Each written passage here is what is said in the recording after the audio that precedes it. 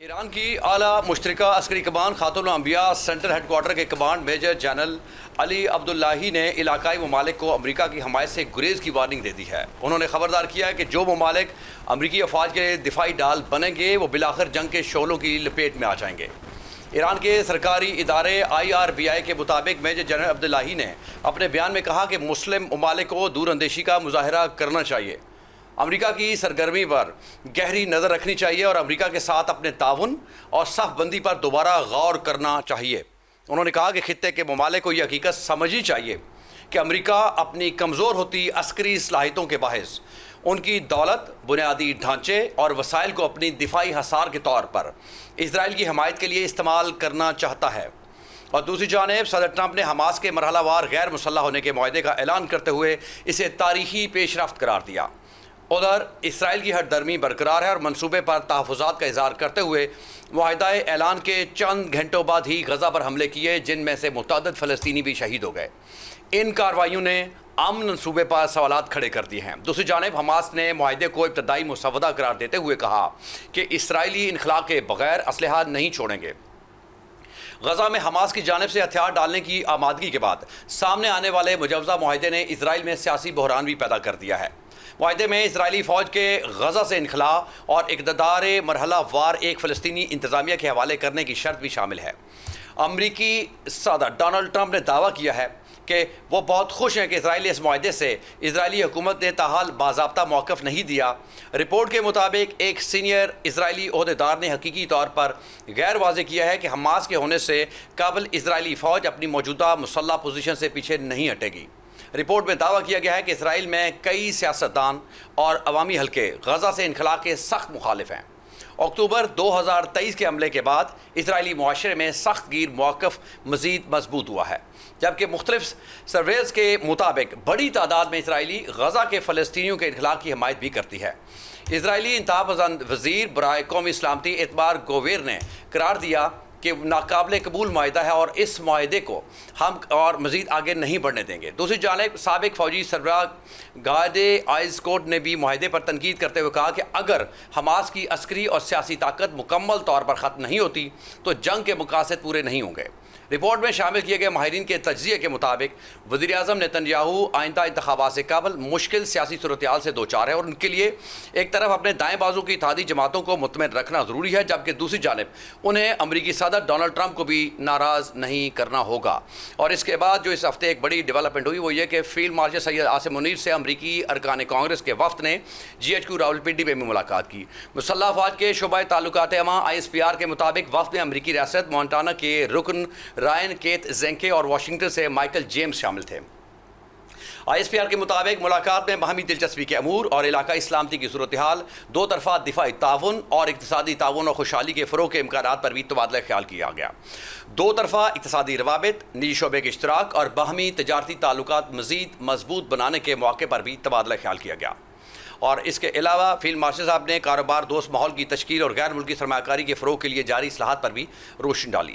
پاکستان کے ساتھ دفاعی تعاون کے جو ایک بڑی ڈیولپمنٹ ہوئی اس میں پاکستان کے ساتھ دفاعی تعاون کے معاہدے کی شاہی فرمان کے ذریعے منظوری کے چند دن بعد کویت کے وزیر خارجہ جبار الاحمد الصباح نے اسلام آباد میں پاکستان کے وزیر اعظم شہباز شریف، نائب وزیر اعظم وزیر خارجہ Ishaq Dar, chief of defence staff field marshal Asim Masih سے بھی ملاقاتیں کی ہیں۔ خیال رہے کہ کویت نے پاکستان کے ساتھ دفاعی تعاون کے ایک معاہدے پر دستخط کے 3 سال بعد اسے اپنا قانون کا حصہ بھی بنایا اور اس سلسلے میں اتوار کے روز ایک شاہی فرمان بھی جاری کیا گیا تھا۔ اور اس معاملے پر بدھ کو پاکستان کے دفتر خارجہ نے، جن میں طاہر اندرابی صاحب کا بیان بھی سامنے آیا تھا کہ معاہدہ دونوں برادر ممالک کے درمیان دیرینہ دفاعی شراکت داری میں ایک اہم سنگ میل ہے اور جس کی بنیاد 1980 کی دہائی کے اوائل میں پڑی تھی۔ پاکستان اور کویت کے درمیان دفاعی تعاون کا معاہدہ 11 جون 2023 کو طے پایا تھا، جس پر کویت میں پاکستانی سفیر ملک محمد فاروق اور کویتی وزیر دفاع کے joint planning director brigadier general Fawaz Khazir Al Mohammad Alharbi نے دستخط کیے تھے۔ اس وقت دونوں فریقین کی طرف سے امید کی گئی تھی کہ دونوں ممالک کے درمیان دفاعی تعاون کا یہ معاہدہ وسعت دینے میں اور مددگار ثابت ہوگا۔ اور جو اس ہفتے بڑی ڈیولپمنٹ یہ ہوئی ہے کہ امریکی کانگریس کی رکن یینگ کوم نے تائیوان پر زور دیا ہے کہ وہ ڈرونز کی خریداری اور مقامی پیداوار سے متعلق مجوزہ دفاعی بل جلد منظور کرے۔ خبردار کرتے ہوئے انہوں نے کہا کہ وقت بہت کم ہے اور چین کے ممکنہ حملے کے خطرے کے پیش نظر تائیوان کو بڑے پیمانے پر ڈرونز خریدنے اور تیار کرنے کی ضرورت ہے۔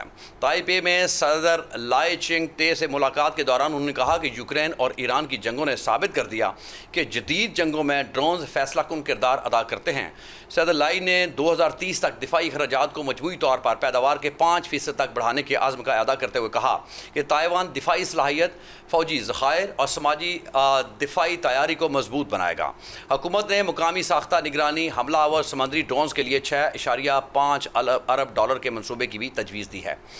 ناظرین، یہ وہ ساری صورتحال ہے جو اس وقت اگر آپ دیکھیں کہ پاکستان کے دائیں بائیں ہمسایوں کے اندر بہت بڑی تبدیلیاں رونما ہو رہی ہیں، جہاں پہ خلیج کے اندر بہت ساری تبدیلیاں رونما ہو رہے ہیں، نئے دوست بنائے جا رہے ہیں، اور جو جیو پولیٹکس کے اندر ایک بہت بڑی تبدیلی اگر دیکھیں تو نظر آ رہی ہے۔ تو اس ساری صورتحال پہ بات کرنے کے لیے ہمارے پروگرام میں موجود ہیں آئین پاکستان کے خالق اور آل پاکستان مسلم لیگ کے چیئرمین احمد رضا قصوری صاحب۔ ان سے بات چیت کریں گے، ان سے جانیں گے کہ اب جو ساری صورتحال اگر پوری دنیا کے اندر بدلاؤ آ رہا ہے تو پاکستان کے اندر اس کی تیاری، پاکستانی سسٹم کس طرح یہ آگے سارے معاملات کا مقابلہ کرے گا، کیونکہ اگر آپ کا ہاؤس ان آرڈر نہیں ہوگا تو معاملات آگے کیسے بڑھیں گے۔ سر، پہلے تو آپ کو خوش آمدید کہتے ہیں، اور فرمائیے کہ آپ جیسے آپ کے سامنے پورے لاسٹ ویک کی ساری ڈیولپمنٹس ہیں، آپ دیکھیں جیو پولیٹکس کے اندر بہت بڑی تبدیلیاں رونما ہو رہی ہیں، اور آپ کیا سمجھتے ہیں کہ اس وقت پاکستان کا جو نظام ہے کیا اس سارے سسٹم کو ایکسیپٹ کر سکتا ہے، یا اس کو آگے بڑھانے کے لیے اس میں اتنی صلاحیت موجود ہے کہ یہ اس سے پوری دنیا کے اندر بدلاؤ کا مقابلہ کر سکتے ہیں؟ آپ سے جو ہے نا جواب ضرور لیں گے، لیکن ہمیں جانا ہوگا اذان بریک کی جانب، واپسی بھی آپ سے نا آگے بڑھاتے ہیں۔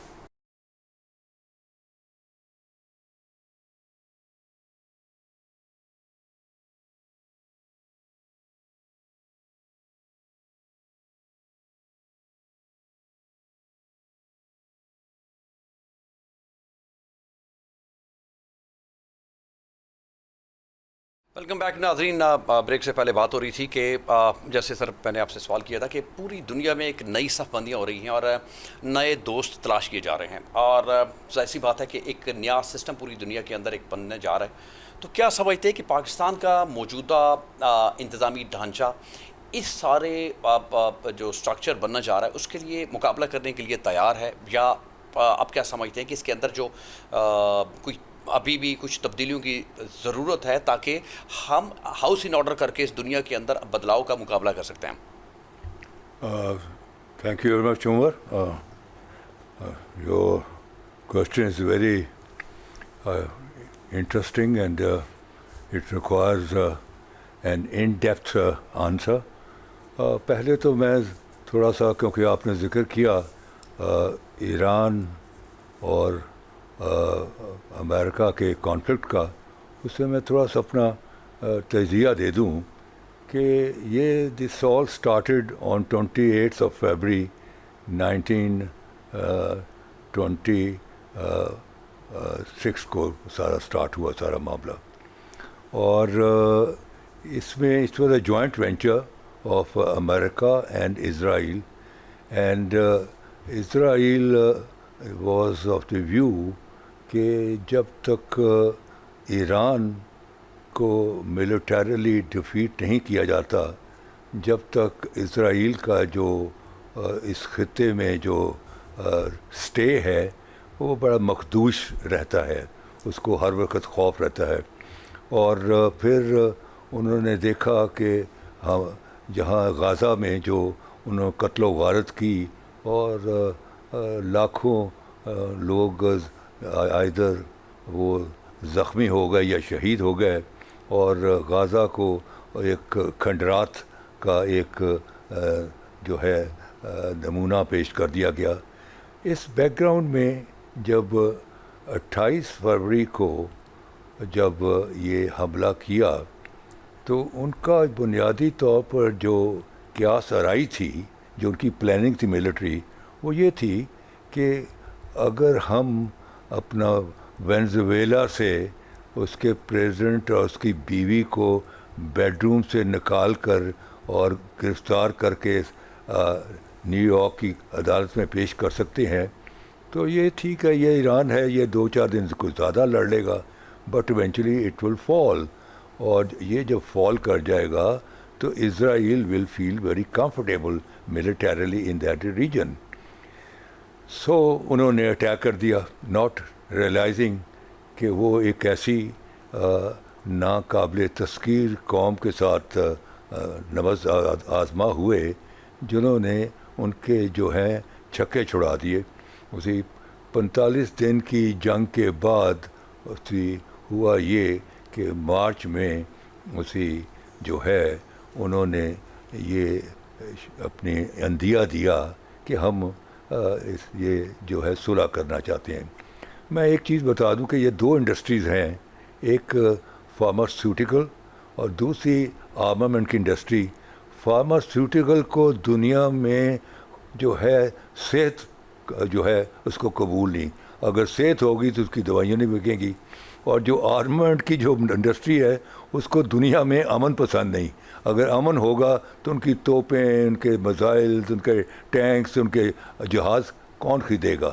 سو دیئرفور امریکہ میں یہ جو جنگیں ہوتی ہیں اس کو پیچھے سے ان کو جو ہے اپنا اشارہ دینا یا ان کو پریشرائز کرنا گورنمنٹ آف دی ڈے کو, اس میں جو وہاں کی جو آرمامنٹ انڈسٹری ہے اس کا بڑا اہم رول ہوتا ہے. سو یہاں انہوں نے حملہ کر دیا. اگر 45 ڈیز کے بعد جب پاکستان نے ایک بڑا ہی اہم رول پلے کیا as a mediator and go in between, تو اس گو ان بٹوین سے جو تھے, کیونکہ ہم پیغامبر تھے, تو اس سے کچھ ایک کنسنسس ڈیولپ ہوا اینڈ ایونچولی ایک MOU سائن ہوا اپنا اسلام آباد کے اندر, جس میں کہ ان کے JD وانس اسی اور ان کے foreign minister every body was here, اور ایران کی بھی ساری ہائی کمانڈ واز ہیئر. تو وہ ایونچولی ایک کوئی 14 پوائنٹ کا ایک MOU سائن ہوا اینڈ 3 اور 6 مہینے کے لیے ایک کہا گیا کہ یہ جو ہے امن رہے گا, اور اسی دوران جو ہے اس MOUs کی فردر جو انٹرپریٹیشن اور فردر اس کو جو ہے اس کی نوک پلک کو صحیح کیا جائے گا. لیکن آپ نے دیکھا کہ اس کے بعد آج کوئی پہلے بھی ایک انہوں نے کیا, پھر وہ رک گئے. اب کوئی پچھلے کو 15-16 دن سے یہ اٹیک جو ہے امریکہ کا جاری اور ساری ہے, اور وہ سارا جو معاملہ ہے بیسیکلی وہ جو ہے وہ اسٹیٹ آف ہرمز کی ایکچولی از دی کاز, کیونکہ ایرانینز جو ہیں وہ کسی صورت بھی جو اپنا ایڈمنسٹریٹو کنٹرول ہے آن دی اسٹیٹ آف ہرمز وہ اس کو چھوڑنے کو تیار نہیں ہے. امریکہ یہ کہتا ہے کہ اس سے انٹرنیشنل واٹر اینڈ اس پر کسی ملک کا جو ہے وہ اپنا آرڈر نہیں چلنا چاہیے, اس سے free for all. But Iranians do not agree to this recommendation of United States of America. So جو ہوا یہ کہ اپنا جو ایک ایرانین نے کسی ایک ملک کے جہاز کو ہٹ کر دیا, اس کا بہانہ بنا کر انہوں نے امریکہ نے پھر سے ایک جو ہے لڑائی کا دور شروع کر دیا, اور وہ اب اس کو کوئی 16-17 دن ہو چکے ہوئے ہیں اینڈ اٹس کنٹینیوئنگ. لیکن ساتھ ساتھ جو ہے نیگوشیشن بھی چل رہی ہے بیہائنڈ دی کرٹن. اب اس میں جو ہے کویت بھی شامل ہو گیا, Kuwaitis are also playing their role of mediator. تو اب چیز یہ ہے کہ یہ ہے پوزیشن کہ اور ایران نے بڑا واشگاف الفاظ میں کہہ دیا ہے کہ وہ جو گلف کنٹریز ہیں جو کہ اس ساری وار میں امریکہ کا ساتھ دے رہی ہیں, they are are enemies. We will treat them as enemy. اور ایران نے بہت سارے ان ممالک میں جو امریکہ کے اڈے ہیں ان کو ٹارگٹ کیا, اور امریکن وہاں اڈوں سے بھاگ کر اب کئی جا کے ہوٹلوں میں جا کے چھپ گئے ہیں, تو ایرانیوں نے ان ہوٹلوں کو بھی ہٹ کیا ہے. اب چیز یہ ہے کہ آپ کسی ملک پر فتح یاب جب ہوتے ہیں, قابض جب ہوتے ہیں, جب تک آپ کے جو ہے پیر, جب تک آپ کے قدم اس کے سوائل پر نہ ہوں, تو امریکہ اس پوزیشن میں نہیں ہے کہ وہ اپنے ٹروپس اتارے، کیونکہ اگر ٹروپس اتارے گا تو سینکڑوں کی تعداد میں جب باڈی بیگز امریکہ میں جائیں گے تو امریکہ میں تو ہلچل مچ جائے گی. Ultimately ایک pressure آلریڈی جائے گا. جو ہے اپنا مسٹر ٹرمپ جو ہے وہ ایک ایسی جنگ میں شریک ہوا جس کو کہ امریکن پبلک سپورٹ نہیں کرتی. اور ابھی تک جو ہم لوگ ایز اے اینالسٹ چیزوں دیکھ رہے ہیں، درجنوں کے حساب سے جو بڑے شہر ہیں امریکہ کے، وہاں باقاعدہ ڈیمونسٹریشنز ہوئی ہیں اور اس وار کے اگینسٹ لوگوں نے اپنا پبلک ورڈکٹ دیا ہے.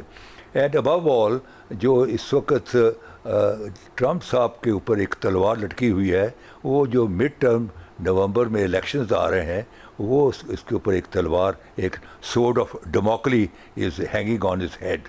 تو اب چیز یہ ہے کہ اس کا گراف بڑا نیچے جا رہا ہے. ابھی پچھلے دنوں میں جو اپنا جو اس پر ایک اسٹڈی ہوئی ہے اس کے پاپولیرٹی کے گراف کے اوپر، وہ 26% رہ گیا ہے. So he is politically in a very very difficult and a very miserable position. اب یہ ہے کہ وہ اپنا نہ آگے جا سکتا ہے نہ پیچھے جا سکتا ہے، ایک شش و پنج میں ہے، روز بیان بدل چھوڑتا ہے. He has lost his credibility, he has lost اس نے امریکہ کا جو ایک امیج تھا وہ بالکل اس نے ڈسٹروائے کر دیا، جس کی کہ جو فیلنگ ہے both the houses of the Congress Senate of House of Representative میں نظر آتی ہے. ان کے جو ان کے والٹائل بڑے آؤٹ اسپوکن ممبرز ہیں، ان کی جو تقاریر ہیں، اس سے یہ نظر آ رہا ہے کہ وہ بڑے کرٹیکل ہیں. وہ یہ کہہ رہے ہیں، امریکنز یہ کہہ رہے ہیں کہ بھائی مسٹر ٹرمپ، تم تو آئے تھے کہ نو وار بٹ صرف تجارت ہوگی، تو تم نے تو جو ہے ملک کا ستیہ ناش کر دیا، اور تم نے تو اس جنگ میں بھی کمائی کر لی ہے. تم نے $5 بلین اس جنگ میں سے کما لیے ہیں. سو دیئرفور ٹرمپ صاحب جو ہیں وہ ان اے ویری بیڈ شیپ میں ہیں، اور اس لیے وہ جو ہے جو امن کا جو ایک راستہ ہے اس کو بھی انہوں نے دروازے بند نہیں کیے. اور اس میں اس وقت ذرا جو ہے کویتی ذرا زیادہ ایکٹیو ہیں، پاکستان بھی ہے لیکن کویتی زیادہ ایکٹیو ہیں. سو دیئرفور جب تک کہ جو اسلام آباد میں جو اپنا جو ہوا تھا MOU، جب تک یہ دونوں پارٹیز دوبارہ اس پر نہیں آتی تو جو مڈل ایسٹ کے حالات ہیں وہ بڑے دیگرگوں ہیں. اور اس سے نظر یہ آتا ہے کہ اگر یہی سلسلہ جاری رہا تو اس کا پھیلاؤ بڑھ جائے گا، اور اس کا جو اگر پھیلاؤ بڑھ گیا تو اس سے کل کو پاکستان بھی اس کرائسس سچویشن میں آ سکتا ہے. کیونکہ اگر ایران جو کہ اسلحہ جو کہ نیوکلیر بنا رہا ہے، اگر اس کے خلاف اتنا خوفناک حملے ہو سکتے ہیں تو ہم تو نیوکلیر بنائے بیٹھے ہیں، تو ہمیں تو وہ پھر اور بھی ڈفرینٹ لیول پر ہمیں ڈیل کریں گے. سو دیئرفور پاکستان کے لیے بھی حالات جو ہیں وہ خاصے مشکل ہیں، اور اس سے ویری ٹائٹ روپ واکنگ. لیکن اس میں ایک بیلنسنگ افیکٹ جو آ رہا ہے وہ آ رہا ہے فرام چائنا اینڈ رشیا. اور چائنا اینڈ رشیا جو ہے وہ انویزیبلی جو ہے ایران کو ہیلپ کر رہے ہیں، اور وہ نہیں چاہیں گے کہ ایران جو ہے وہ اپنا فال کر جائے اور وہ اپنی جو ہے اس کو ملٹری ڈیفیٹ ہو جائے. اور امریکہ کو یہاں قریب میں، یعنی کہ بالکل اس ہمارے نیبر میں، اور چائنا اور ایکسس مل جائے جہاں اس کا اپنا ایک نمائندہ بیٹھا ہو اور وہ زیادہ ایزی ہو آپریٹ کرنے میں. اب کیونکہ امریکہ تو خود دوسرے کونے میں ہو، یہاں پہ نہ صرف اپنی پوزیشن کو مضبوط کرے ہمارے سائے میں، اور چائنا کے لیے بھی مشکلات کھڑی کرے اور پاکستان کے لیے بھی مشکلات کھڑی کرے. تو یہ جو صورتحال ہے، اب کیا آپ سمجھتے ہیں کہ اب ہمیں، جیسے آپ نے ذکر کیا کہ ہمارے اپنے سسٹم کے لیے انٹرنلی پولیٹیکلی ہمیں مضبوطی کی بھی ضرورت ہے، کیا دیکھتے ہیں اس کو بھی؟ عمر بات یہ ہے، میں تھوڑا سا تاریخ میں جاؤں گا کیونکہ I am basically student of history. 1917 میں جو بولشوک ریولوشن آیا اپنا، جب کہ اسٹالن اور لینن نے اپنا جو ہے یہ جو 6 مسلمان ریپبلکس تھیں ان پر قبضہ کر لیا، تو اس وقت جب انہوں نے قبضہ کر لیا تو اس ریولوشن کے اندر جو پنچ تھا، یعنی ریولوشن کا جو پنچ تھا، وہ یہی جو 6 مسلمان ریپبلکس تھی وہاں سے وہ پنچ نظر آیا، اور ان کی امداد سے، ان کی ہمدردی سے ریولوشن کامیاب ہوا، اور زار جو تھا الیگزینڈر جو تھا وہ ہی ہیڈ ٹو لیو۔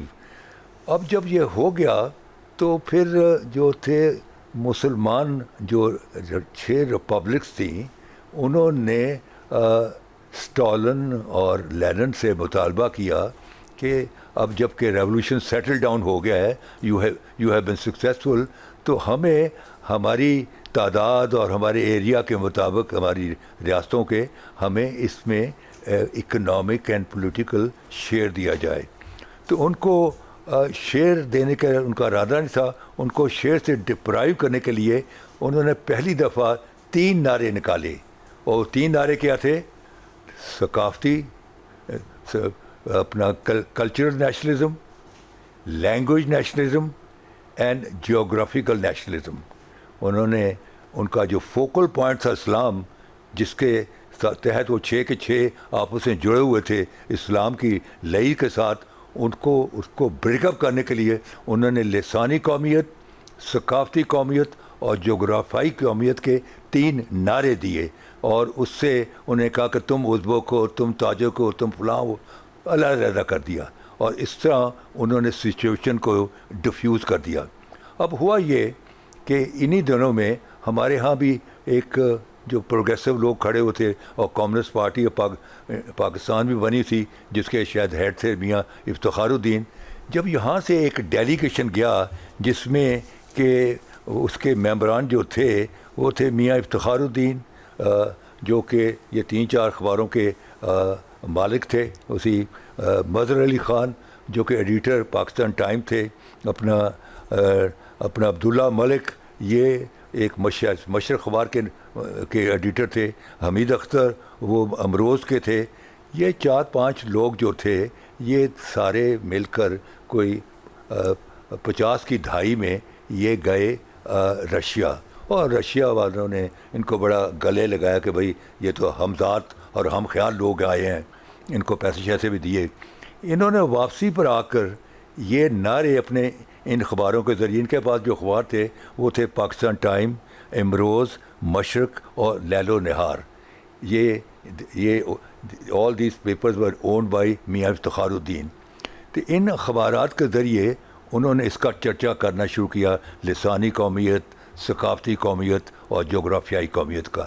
جب یہ نعرے مشرقی پاکستان گئے تو وہاں بنگالیوں نے یہ محسوس کیا کہ ہماری تو زبان بھی علیحدہ ہے، ہماری ثقافت بھی علیحدہ ہے، ہمارا جغرافیہ بھی علیحدہ ہے، ہمارا تو مغربی پاکستان کے ساتھ کوئی جوڑ پیدا ہی نہیں ہوتا۔ سو وہاں موومنٹ ڈیولپ ہوئی، اینڈ ایونچولی 16 دسمبر 1971 کو پاکستان جو ہے وہ بریک اپ ہو گیا، اور وہ بنگلہ دیش معاذ وجود میں آ گیا۔ یہ جو تینوں نعرے ہیں یہ پاکستان کی سالمیت اور مضبوطی کے لیے یہ زہر قاتل ہیں، کیونکہ آج انہی نعروں کی بنیاد پر آج سندھو دیش کی بات ہو رہی ہے، انہی نعروں کی بنیاد پر آج گریٹر بلوچستان کی بات ہو رہی ہے، انہی نعروں کی بنیاد پر آج جو ہے جو KPK ہے وہ تو پچھلے 70 سال سے اپنا پختونستان کی بات کر رہے ہیں۔ دین ویئر از دا پاکستان؟ تو چیز یہ ہے کہ یہ تینوں نعرے جو ہیں اور جو ہمارے صوبے جو انہی نعروں کی بنیاد پر جو بنے ہوئے ہیں، یہ پاکستان کے لیے زہر قاتل ہیں، کیونکہ آدھا ملک انہی نعروں پر ٹوٹ چکا ہوا ہے، اور باقی جو ہیں انہی نعروں کی بنیاد پر ڈفرینٹ ڈائریکشن میں جا رہے ہیں۔ بلوچستان میں آپ دیکھ لیں کہ اس وقت وہاں جو تحریکیں چل رہی ہیں وہ BLA وغیرہ وہ ساری اسی بنیاد پہ چل رہی ہیں. اور سندھ میں بھی جو تحریکیں ہیں, سندھو دیش کی باتیں کی جا رہی, سندھی ٹوپی, سندھی اجرک تھی. تو چیز یہ ہے کہ بدقسمتی یہ ہوئی کہ قائد اعظم پاکستان تو بنا گئے, لیکن عمر نے ان کو وہ عمر نہیں ملی. اسی اللہ تعالیٰ نے ان کو بہت جلدی اپنے گھر بلا لیا. اگر وہ کوئی 5-6 سال زندہ رہ جاتے تو پاسبلٹی یہ ہے کہ شاید قوم بھی بن جاتی. اب یہ تو میں نے صوبوں کی تقسیم بتا دی. پنجاب کے اندر ہی دیکھ لیجئے, اب یہ صوبہ پنجاب ہے, یہاں اسی گجر, جاٹ, اسی کشمیری, راؤز, اسی ارائیں بٹا ہوا ہے. اسی Arain will never vote to a Jat. He may be very brilliant, اسی ہی ول ناٹ. اور جاٹ وہ جو ہے ارائیں کو ووٹ نہیں ڈالیں گے. سو پوزیشن یہ ہے کہ ہمارے ہاں with this back ground even democracy بھی نہیں چل سکتی اس بیک گراؤنڈ سے. سو دی اونلی وے از کہ یہ جو صوبے جو لسان کی بنیاد پر, کلچر کی بنیاد پر, زبان کی بنیاد پر مارز وجود میں آئے ہوئے ہیں, ان کو بریک اپ کر کے ایڈمنسٹریٹو بنیادوں پر چھوٹے صوبے بنا دیا جائے. اور میرے وجدان کے مطابق پاکستان میں 14 صوبوں کی گنجائش ہے. وہ صوبے جو ہیں وہ اس طرح ہوں گے کہ بلوچستان کو میں 3 صوبے بنا دیں, کوئٹہ, کلات اور سبی. سندھ میں 3 بنا دیں, کراچی, حیدرآباد اور سکھر. پنجاب میں 5 بنا دیں, بہاولپور, ملتان, لاہور, سرگودا اینڈ راولپنڈی. اور صوبہ سرحد میں 3 بنا دیں, ڈیرہ اسماعیل خان, پشاور اور ہزارہ. یہ 14 جو ہیں ایڈمنسٹریٹو بنیادوں پر اس کے چھوٹے صوبے بنا دیں, اور یہاں 45 لوگوں کی چھوٹی اسمبلیاں ہوں, اور ان کے سیکریٹریٹ چھوٹے سیکریٹریٹ ہوں اسی. اور یہ جو کہا جا رہا ہے جی پیسے کہاں سے آئیں گے, وہ بھائی آپ کے کچھ 350 سے زیادہ پنجاب اسمبلی کے ممبر ہیں. اسی کو جب 4 صوبے بن جائیں گے یا 5 صوبے بن جائیں گے پنجاب میں, تو وہ جو 45 جو ڈفرینٹ ایریا سے آئے ہوئے ہیں ان کی اسمبلیاں بن جائیں گی. اور ہوگا یہ, اور ان کے سیکریٹریٹ بن جائیں گے. ملتان میں جو سیکریٹریٹ ملتان میں بن جائے گا, ملتان کے ضلع کا. بہاولپور میں بن جائے گا. لاہور میں تو بنا ہی ہوا ہے. اسی سرگودا میں بن جائے گا. یہی جو کمشنر وغیرہ کے دفاتر ہیں یہ سیکریٹریٹ بن جائیں گے. اور بیوروکریسی بھی یہی بیوروکریسی بڑھ جائے گی ان صوبوں کے درمیان. اس میں کوئی خرچہ نہیں نیا آنا, کچھ نئی بلڈنگیں نہیں بننی. یہ ساری بلڈنگیں ساری ہر جگہ پر قائم ہیں. صرف آپ نے چھوٹی اسمبلیاں بنانی ہیں, اور ان کے جو مائنر سبجیکٹس ہیں, مائنر سبجیکٹس جیسے سول سپلائی ہے, جیل خانہ جات ہیں, یہ تو آپ دے دیں صوبوں کو. اور جتنے میجر سبجیکٹس ہیں لائک ڈیفینس, خارجہ امور, اسی کمیونیکیشن, اسی تجارت, اسی ایجوکیشن, ڈیفینس, یہ میجر سبجیکٹ مرکز کو دے دیں. اور آپ ایک اسٹرانگ مرکز بنائیں, اسٹرانگ مرکز. اور ان صوبوں کو آپ جو ہے administrative power and legislative power ایک محدود دے دیں, تو یہ کام چلے گا. دیکھیں آپ دیکھیے کہ جو کووڈ آیا تو آپ نے دیکھا کہ مرکز کی پالیسی اور تھی, سندھ کی پالیسی اور ہے اسی. اور کراچی میں جو لوٹ مار کا جو بازار گرم ہے وہ اسی لیے ہے کہ وہ سندھی وہاں کے جو سمجھتے ہیں کہتے ہیں یہ سندھ ہمارا ہے اسی. او بھائی سندھیوں تمہاری کیا کنٹریبیوشن ہے؟ پاکستان تو بنایا یو پی اور سی پی اور ہندوستان کے مسلمانوں نے بنایا, جن کو پتہ تھا کہ بڑے سے بڑا پاکستان بھی بن گیا, ان کی حدود ہمارے گھر کے پاس سے نہیں گزرنی. اور yet they were shouting at the call of Quaid-e Azam کہ لے کے رہیں گے پاکستان اور بن کے رہے گا پاکستان. تو چیز یہ ہے کہ آپ یہ چھوٹے صوبے بنا دیں, ان میں بڑی ہارمنی ہوئے گی. آپ دیکھیں نا کہ بھٹو کا ٹرائل ہوا, پنجابی ججز, پنجابی بیوروکریسی, پنجابی آرمی, یہ نعرے کیوں بج ہو رہے ہیں؟ کیونکہ آپ پنجاب ایک انویلڈی پروونس بنا دیا.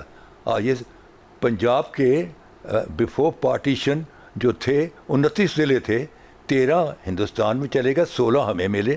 انہوں نے 13 ضلعوں پر 3 صوبے بنا دیے ہندوستان میں, ہماچل پردیش, پنجاب اور ہریانہ. اور ہم نے جو 16 ملے اس کے ساتھ ہم نے اپنا بھاولپور کی ریاست کو ساتھ جوڑ لیا, جو کہ خود ایک صوبے کے برابر سے, اس کو جوڑ لیا. So it became invalid. تو اسی لیے ہی باقی صوبوں میں احساس کمتری پیدا ہوا, اور انہوں نے پنجابی آرمی, پنجابی ججز اور پنجابی بیوروکریسی کہنا شروع کر دیا. یہ سارے نعرے ڈیفیوز ہو جائیں گے, اور سب سے بڑی بات ہے کہ لوگوں کو انصاف ان کے ڈور سے ملے گا. اب جو بندہ جو راجن پور سے آتا ہے پنجاب میں, لاہور آتا ہے, پتہ لگتا ہے کہ ڈپٹی سیکرٹری جس نے بلایا تھا وہ تو چھٹی پر ہے یا میٹنگ میں ہے, تو وہ بیچارہ پھر واپس جاتا ہے, پھر آتا ہے. اس سے انکنٹرولبل. لیکن جب وہ ملتان میں ایک سیکرٹری بن جائے گا, اور تو راجن پور کے لوگ صبح آئیں گے کام کر کے, شام کو واپس راجن پور لوٹ جائیں گے. اینڈ ہمارے بہت سارے سیاستدان اور بیوروکریٹس ایسے ہیں جن کو راجن پور کی مسائل کا ہی نہیں پتہ. They have never visited Rajan پور. بٹ جب چھوٹے صوبے ہوں گے تو اس کی بیوروکریسی, اس کے سیاستدانوں کی کے نگاہ میں اپنے ایریا کی ایگریکلچر, انڈسٹری اور جاب پرابلم, یہ ساری پرابلم ان کے سامنے ہوگی. اور جب ان کے سامنے ہوں گی تو ان کے لیے پالیسی بنائیں گے تاکہ ان کو اپنے صوبے کے اندر ہی ان کو جابز مل سکیں, ایگریکلچر کو بوسٹ اپ کیا جائے. اپنا کیا. اب آپ دیکھیں کہ آپ ایگریکلچر ملک ہیں, آپ اپنے آپ کو ایگریکلچر ملک کہتے ہیں, 10 لاکھ ٹن گندم آپ امپورٹ کر رہے ہیں, اور اس کا فائدہ کون اٹھا رہا ہے؟ Middle man. اسی نہ بیچارہ جو ہے جو گروور ہے, اسی کاشتکار ہے, اس کو تو بیچارے کو مل ہی نہیں رہا. اور کاشتکار اگر آپ تو فرسٹریشن, اس نے گندم اگانی بند کر دی, اور اس نے کہا کہ بھائی اتنی اگاؤں گا جتنے میں سال کے دانے کھا سکتا ہوں, تو اس ملک کے اندر کیسے آ جائے گی. سو therefore یہ جو مسٹر نقوی نے کہا ہے, ہی از اے سینئر منسٹر, تو اس نے جو کہا ہے کہ پاکستان کا جو سسٹم ہے کولیپس کر گیا ہے, دس از ویری امپورٹنٹ اسٹیٹمنٹ. اسی اٹ اسپیکس والیوم کہ کوئی ایک انر سائڈر بات کر رہا ہے. وہ احمد رضا قصوری باہر سے بات نہیں کر رہا, وہ ایک اندر سے بات کر رہا ہے, جو کہ 3 سال سے کابینہ کے میٹنگ میں بیٹھ رہا ہے, اور وہ کہہ بھی کہاں رہا ہے, جو انٹرنیشنل انویسٹرز کی میٹنگ میں, انٹرنیشنل انویسٹر کی میٹنگ میں کہہ رہا ہے کہ جو مرضی کر لو, کچھ نہیں ہونا. اس میں کہا جاتا ہے کہ جی شہباز شریف صاحب تو 16 گھنٹے کام کرتے ہیں, تو اس کا جواب وہ کہتا ہے 16 چھوڑ, وہ 18 گھنٹے بھی کام کریں تو رزلٹ 10 سال کے بعد یہی ہوگا. سر یہ جو آپ نے بات کی, اس میں دیکھیں ایک بڑی چیز سیکھنے کو آیا کہ جو ایران جنگ میں جہاں پر امریکہ اور اسرائیل نے بارود کا جہاں پہ استعمال کیا, وہاں پہ اس نے جو ایک اور اوزار استعمال کیا وہ تھا تقسیم کا. جیسے آپ نے کہا, اس نے بھرپور کوشش کی کہ قوم کے بیچ میں وہاں پہ ایک ایسی لائن ڈرا کی جائے تاکہ ان لوگوں کو استعمال کیا جائے جو یہاں سے مایوس ہیں یا ان کی اپنی کوئی ہوتے نظریات ہوں. تو بھرپور کوشش کی کہ ملک کے اندر ایسے ڈویژن کر کے کم سے کم کمزور کیا جائے, لیکن ان کا انفراسٹرکچر جو سسٹم تھا وہ اس لیول کا بلڈ تھا جس نے اس کو سپورٹ کی, تو آج وہ اس ریسٹ کرنے کے قابل ہوئے ہیں. تو یہ بھی ایک ہمارے لیے ایک بہت لرننگ والی ہے ہمیں, جو انہوں نے بات کی. اگر دیکھا جائے تو یہ اس وقت ہمیں اس سسٹم کی بھی ضرورت ہے جو دنیا کا مقابلہ کرے, کہ اگر دنیا میں یہ جو بیج بویا جاتا ہے, یہ ایک بہت بڑا فیکٹر ہے جس کو ایڈریس کرنے کی ضرورت ہے. دیکھیں بات یہ ہے کہ اس وقت پاکستان کے حالات جو ہیں بڑے مخدوش ہیں, اینڈ ٹائم ہیز کم جب کہ ہمیں سیریسلی ان مسائل کو حل کرنا پڑے گا. جی اب چیز یہ ہے کہ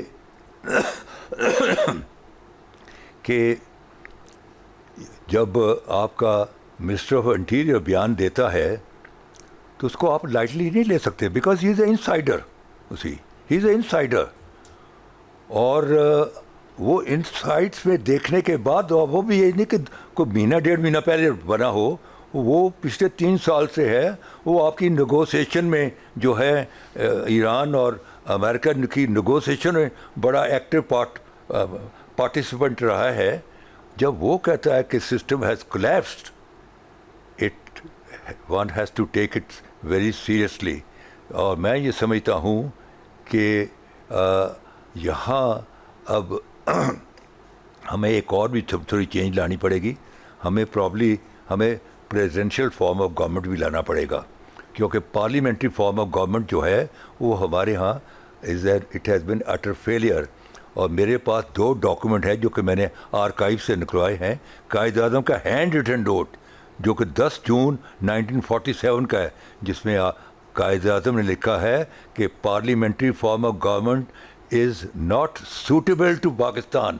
یہ انگلستان میں چل سکتی ہے کیونکہ ان کی پیچھے بیک گراؤنڈ ہے, میگنا کارٹا 1215 سے ان کی ہے, اور ان کی مدر پارلیمنٹ اور ان کا bill of right and bill of petition, ان کی ایک بیک گراؤنڈ ہے. اور میگنا کارٹا میں جو طے پایا وہ یہ تھا کہ کنگ جان جو تھا وہ یورپ میں فتوحات کرنا چاہتا تھا, اس کو پیسے چاہیے تھے. تو جو تھے اپنے اس زمانے میں جب پالیٹیشین, انہوں نے کہا کہ نو ٹیکسیشن وداؤٹ ریپرزنٹیشن. یہی ڈیموکریسی کا بنیادی اصول ہے کہ نو ٹیکسیشن وداؤٹ ریپرزنٹیشن. تو انہوں نے کہا کہ یہ جو سسٹم ہے یہ انگلینڈ میں تو چل سکتا ہے, ہمارے ہاں نہیں چل سکتا. اور ہمارے ہاں the ideal system will be that of a presidential form of government, کیونکہ ہمارے ہاں جو لوگ ایم این اے بن کے آتے ہیں, حالانکہ پارلیمنٹ کا کام ہے پالیسی میکنگ اینڈ لیجسلیشن, قوانین بنانے, لیکن یہاں جو آپ کے 95% جو ایم این اے آتے ہیں ان کا نہ لیجسلیشن سے کوئی تعلق ہوتا ہے نہ پالیسی میکنگ سے تعلق ہے. آپ دیکھ لیں اسی غور سے, آپ کو کہیں نظر نہیں آئے گا کوئی ڈبیٹ ہوئی فارن افیئرس پر, کوئی فائنانس پر ہوئی, کوئی لا اینڈ آرڈر پر ہوئی, اسی کوئی اکنامک افیئرس پر ہوئی, کوئی ڈبیٹ نہیں, سوائے اسی گالی گلوچ اور پھاڑ کے جو بل پہ آ جاؤ. This is not the way to run the parliament. یہاں جو لوگ پارلیمنٹ کے ممبر بنتے ہیں وہ اس لیے بنتے ہیں کہ ان کے جو کانسٹیچوئنسی کے اندر 6-7 تھانے ہیں, وہاں تھانے دار ان کے مرضی کے لگ جائیں. جب تھانے دار ان کی مرضی کے لگ جاتے ہیں تو کہتے ہیں, اور ان کے ڈیروں پر بردہ فروش, چرس بیچنے والے, قاتل, ڈکیت سارے بیٹھے ہوتے ہیں. روز وہاں بکرا لال ہو رہا ہوتا ہے, شرابیں چل رہی ہوتی ہیں, اور سارے علاقے میں اور جی چودھری مندے جی کی گل ہے جی, اور پولیس والے منہ نہیں کر سکتے ادھر. بھائی بات پولیس والے کیسے منہ کریں گے؟ تھانے دار کو پتا ہے کہ میرا تبادلہ کرا دے گا. سو ان کی زیادہ سے زیادہ جو انٹرسٹ ہے to become member parliament is how to grab power, اور grab power not for the development of the people but لیکن اپنا چدراپا قائم کرنے کے لیے. Once you have a presidential form of government تو یہ جو پاور ہے جو ممبر پارلیمنٹس کی یہ ختم ہو جائے گی. اسی they will have very limited but very powerful role of policy making and legislation. اور جو پریزیڈنٹ جو ہوگا اس کو جو کیبنٹ ہے they need not be member of the parliament. وہ جو بیسٹ برینز ہیں ملک کے اندر جو کہ ہیں پاکستان میں ان کو پک اپ کرے گا. کسی انٹرنیشنل افیئرس کے کسی پروفیسر آف اسلام آباد یونیورسٹی کو وہ پک کر لے گا ایز اے فارن منسٹر. کسی جو اکنامکس کا پروفیسر ہے اس کو کوئی مسٹر آف فائنانس, جیسے کہ آپ نے امریکہ میں دیکھا کہ جو تھا اپنا وہ جو تھا اپنا ابھی نام آ جائے گا, تو he was a professor at Harvard. تو ہارورڈ کا پروفیسر تھا and he ran the foreign affairs of United States in اپنا نکسن کے زمانے میں. Henry Kissinger Henry Kissinger was not a politician, he was a professor.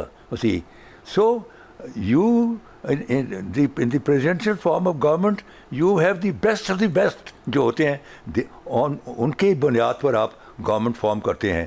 اور یہاں کیا ہوتا ہے کہ یہاں ہنگ پارلیمنٹ آتی ہیں, گورنمنٹ بنانے کے لیے آپ کو 2-3 پارٹیوں کے ساتھ ٹانکا لگانا لگتا ہے, اور وہ اپنے اسی 4-5 ایم این اے اکٹھے ہوتے ہیں. ایک کسی جو ہے ایم این اے اس کو اچکن پگڑی بنا کے ساتھ لے جاتے ہیں, وہ لگ رہا ہوتا ہے شخص سے حکم کا گولا, تو اس کو لے جاتے ہیں, جا کے کہتے ہیں کہ جناب اس کو تو وزیر بنائیں اور اتنے ہمیں لائسنسز دیں. ساری بارگن چل رہی ہوتی ہے. کسی کو کوئی انٹرسٹ نہیں کہ پاکستان کی اکانومی کا کیا حال ہے, پاکستان میں گندم ہے یا نہیں ہے, پاکستان میں کاٹن جو کہ ایک ٹائم پر ہم ایکسپورٹ کیا کرتے تھے after using it for our textile, آج ہم امپورٹ کر رہے ہیں. سو کسی کو انٹرسٹ نہیں, کسی کو فگرز نہیں پتہ کہ ملک میں ہو کیا رہا ہے. کہ اسی کوئی ابھی تک 1.5-2 سال ہو گئے اس پارلیمنٹ کو آئے, کوئی ڈبیٹ ہوئی فارن افیئرس پر, کوئی ڈبیٹ ہوئی آن دی لا اینڈ آرڈر, کوئی ڈبیٹ ہوئی defence of the region. Nothing is happened. So therefore this parliamentary form of government is utter failure. اور جو اپنا مسٹر نقوی نے کہا ہے کہ the system has collapsed, system also mean the جب سسٹم میں also mean کہ پارلیمنٹری سسٹم بھی فیل ہو گیا.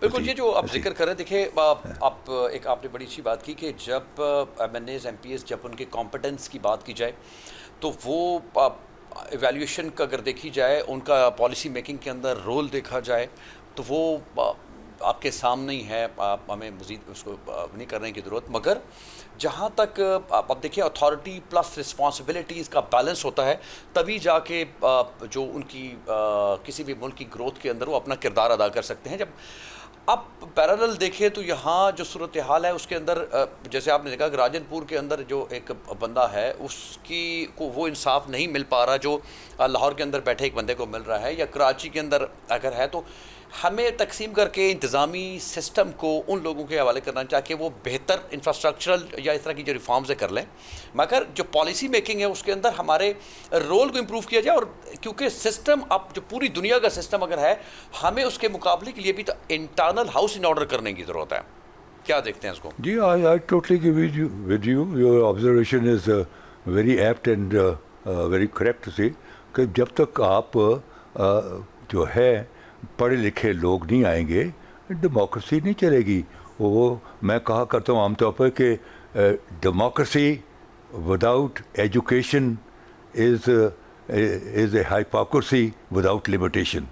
کہ جمہوریت بغیر تعلیم کو ایک تصنع تو ہو سکتی ہے, جمہوریت نہیں ہو سکتی.